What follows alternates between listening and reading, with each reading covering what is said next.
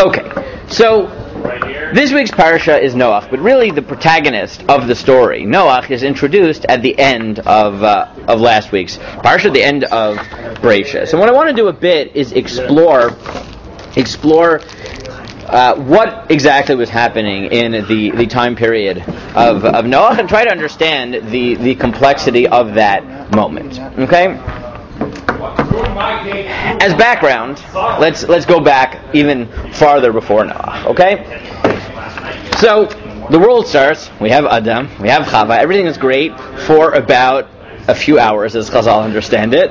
And before they sin, so the pasuk says that Adam and Chava were arumim, right? They were naked. Velo yitboshashu. Now, how do you translate that? Not embarrassed. Good. What's the problem with translating it as not embarrassed? It might mean not embarrassed, but what's the problem with translating Velo yitboshashu as not embarrassed? What is the shoresh of the word boshe? What is the shoresh? What busha. Word? Good. Busha means embarrassment. What is the shoresh of the word busha? Incorrect. Beis vav shin. Bosh. Lo yit boshashu. What is the shoresh, seemingly, of the word boshashu? Basha. Beis shin. What does beis shin mean? I don't know.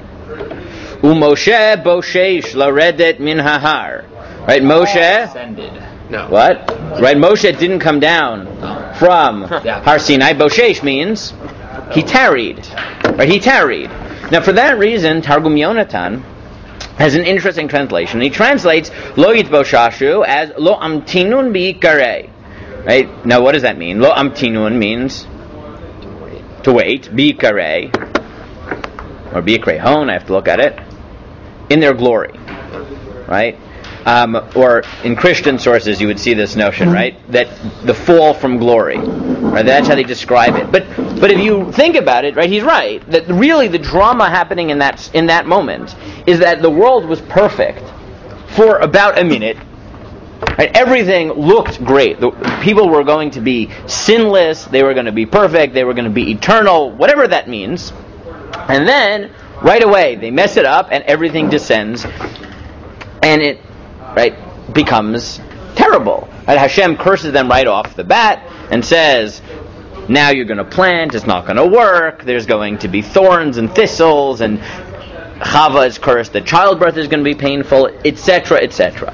Wait, so talking Jonathan translates if they didn't withhold... No, they didn't tarry. They didn't tarry. Right? Meaning, right, that the last pasuk before they flew, right, there was that moment that they were arumim, they were naked, and it didn't mean anything, because the world was perfect, there was no whatever, there was no Yitzhahara, there was, however you want to understand it, right, V'lo yitboshashu, and they couldn't manage to hold on to it for even a minute, right, and they fell from their glorious state. There's this perfection. I mentioned to some people on Shabbos that last year someone asked me if he wanted to give a course on Bereshit and literature, what book should he use, or what books should he include? So I said, one of the books you should definitely include is Paralandra, which is the second volume in C.S. Lewis's sci-fi trilogy, which is a rumination on Bereshit. It's a little bit of a weird book, but it's fun. Right? Basically what it is, it's C.S. Lewis imagining that the protagonist is sent by the angelic forces to Venus, which in his language is Paralandra, because God is recreating a new world and sending a new Nachash to entice the original people on this world, and he has to stop original sin from happening on Venus, right? And then he ends up succeeding, and then it's a whole imagination of what?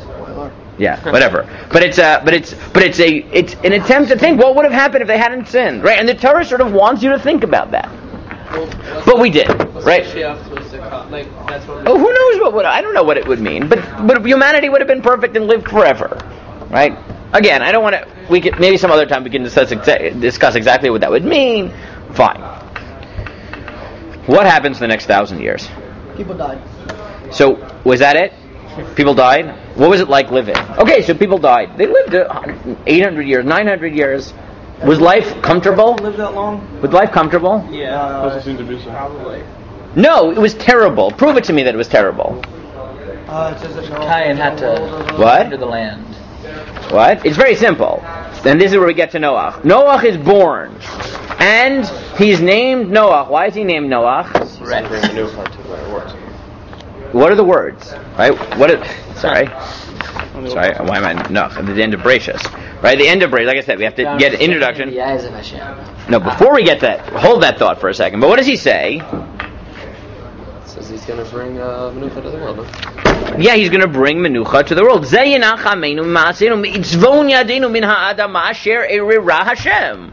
Right? He needs to comfort us from Itzvon Yadenu, right? The misery of our hand, the land which is cursed. Now he lives almost 1,000 years after the beginning of the world. Right? And what does his father name him? Noah. Why? Because we need a comfort. Right? The land has been cursed. Things have been terrible. Meaning it's not just like, oh, it's hard to work. Like the world was terrible. Right? So much that you name your son, right? Nechama, right? Come, please, comfort us. Does it work? No, not for that. way. Not at all. It doesn't work at all. Because instead of Nechama, instead of comfort, what do they get? Desolation. No, you said it. Oh, pain? No. Vayinachem. They get vayin, right? The Torah plays with you. His father wanted it to be nechama. Nechama can mean one of two things. It can mean either comfort or Consolation. no, comfort, consolation, or changing your mind. Right? Vayinachem. Right? Just a few psukim later, you find out that instead of nechama, instead of the hoped nechama, what does Hashem say? Right? The pasuk tells you that Vayinachem Adonai ki asad ha'adam ba'aretz vaytatzev elibo. Instead of nechama, you get regret. Right? Same word, Vayinachem. God says you're not getting nechama because what would you need for nechama? You would need to be good, but you're not. So instead of the comfort you wanted, what do you get? I'm going to regret having created you. So instead, I'm going to destroy the world. Right? So the world was terrible for 1,000 years, right? You had this idyllic moment where you hoped everything would be perfect. It falls right away. Then you get the world bad for 1,000 years till Noah, and there's hope for a moment. And then Hashem says, no, instead of Nechama, you get Vayinachem. It's just going to get worse. It's not getting better, it's getting worse. It's regret. Right? Instead of Nechama, you get Vayinachem Hashem, Ki Asad Adam. God regrets He created humanity at all. And so He destroys the world. So you have this downward spiral for the first 1,000 years of the world until God destroys it. And then in Noah, so God recreates the world, which we'll come back to probably later in the week. He recreates the world. And what does He do? Makes a rainbow. He makes a rainbow. Great. What does He do to change this downward spiral of humanity? Starts speaking with Noah. First He destroys it. Then what does He do? Shortens over his years. What does He do? What does He do? Right? Okay. Thanks. He matters meat.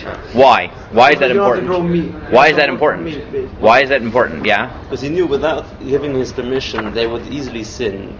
He gave His permission because He knew that whether you like it or not, they would essentially. Do it. Right? Because what does Hashem say?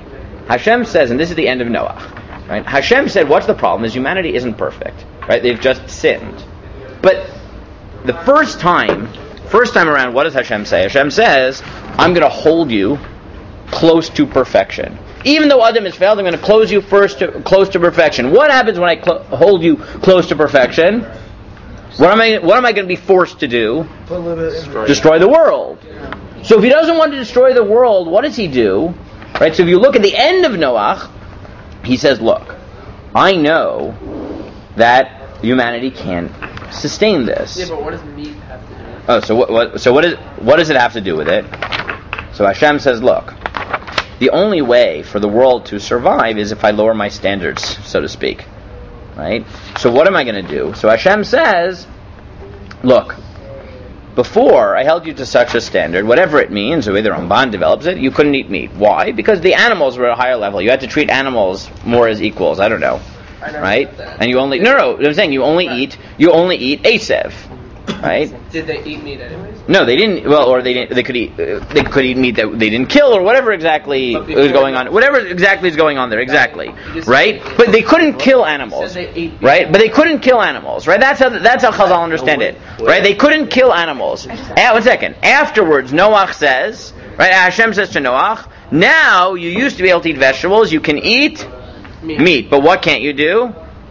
Eat humans. You can't eat, right, you can't eat, right? Basar b'nafsho damol tochil. You can't eat even menachai. What can you eat? And you can't Eat blood. and shofech dam ha'adam ba'adam damo yishafech ki v'tzel Elohim atzar adam. You can't kill people. I mean, before you couldn't kill animals. Now I'll settle if you don't kill people. One sec. You don't kill people. So and so the first thing that you see in the transition Breshit to Noach, right, is that, right, if we trace this trajectory, humanity was at a level of perfection, right? They couldn't maintain it. They sinned.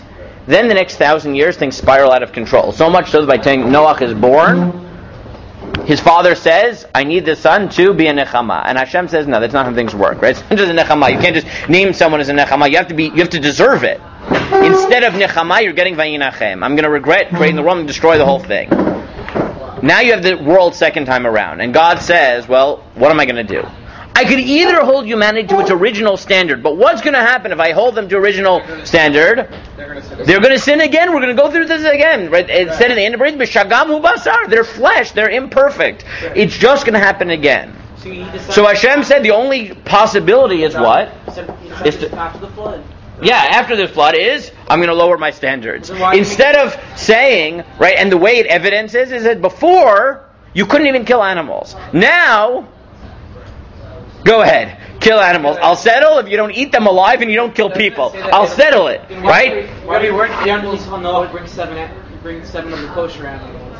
What do you mean? Any animals that were kosher, seven were brought on. Well, that we don't, right? Oh, that's Josh. Is that like? I mean, he brings the animals, not clear, but Didn't it say that animals were tried as what? No, it doesn't say that. It doesn't say that anywhere, right? Right? Maybe later it does. In Noach it does, but that's not why. In Bereshit it doesn't say. So I'm going to end with this point. But the first thing that you see about Parshat Noach, right? The first sort of trajectory that you have to realize in Noach is that Noach, right? Parshat Noach is this transition, or Noach's, the story of Noach, right? Which starts in Bereshit and ends in Parshat Noach, is the story of God saying, look, humanity had its moment of perfection. It didn't manage to hold it. Despite that, for 1,000 years, Hashem said, well, let's try to hold them to perfection. And it doesn't work. Right? It doesn't work. And therefore God says, well, at that level, the only choice I have is to destroy the world. But in order to not destroy the world again, Hashem says, well, what I have to do is time 2 is lower my standards, so to speak. Right? During the rest of the week, we'll try to explore maybe what that means, but I think that's like the first arc that's worth appreciating if you want to understand the trajectory of Breshit to Noach. Okay.